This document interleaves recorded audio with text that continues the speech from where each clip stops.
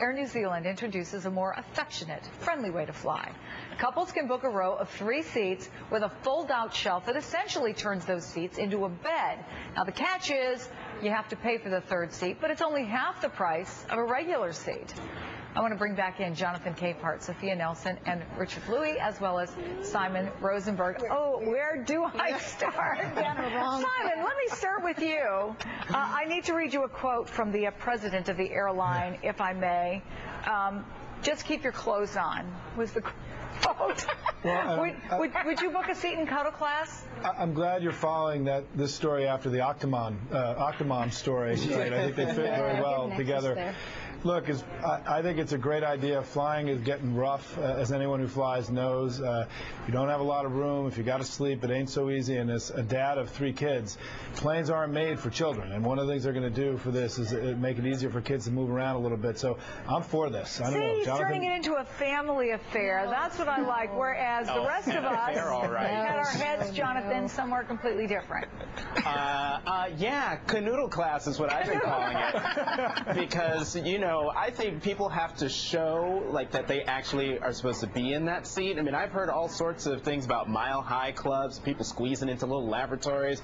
This, I think, might make it even easier. Who's going to be the cop for that? Come on. I don't know. But can I also tell you, and I think this is far more talkable, discounter Ryanair, meantime, is seeking a green light from the Irish Aviation Authority for standing room only flights.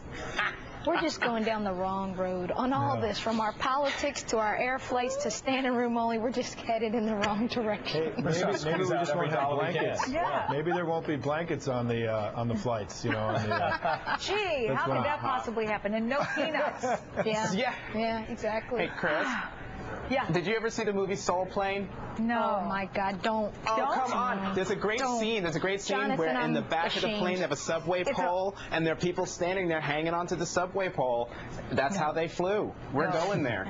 Don't. Sophia's giving us the big no. No. I'm not watching that movie. I just don't believe he recommended. No, he can't believe. He is shocked. I've recommended it several times, Sophia. It's a great movie. Richard, Jonathan, Sophia, Simon, thanks to all of you. Thanks a lot. Thanks. I don't know, cuddle class. That's going to do it for me this hour. I'm Chris Jansing. See you right back here tomorrow and every weekday, 10 o'clock Eastern Time. Joining the company tomorrow, New York City Deputy Mayor Howard Wolfson, editor of the Reed Report, Joy Ann Reed. Thomas Roberts picks things up next. So, cuddle class or no? Anyway, serious news going on in the world. We do. We have some big things going on this morning, Chris. Thanks so much. We're following breaking news from Tennessee coming up next. There has been a deadly shooting there at a post office. New details are rolling in all morning long. We'll bring them to you. Also, a super typhoon slamming the Philippines. Why it could go down as one of the strongest storms in years. Also, secrets from the cockpit. I know we were just talking about cuddle class, but we're going to take it straight up front. We're going to hear from a former pilot weighing in on things passengers are clued into and what the pilots keep to themselves, but they don't want us to know. You better run to Men's Warehouse. Suits are on sale, including designer brands and big and tall. Buy one and get a second suit for just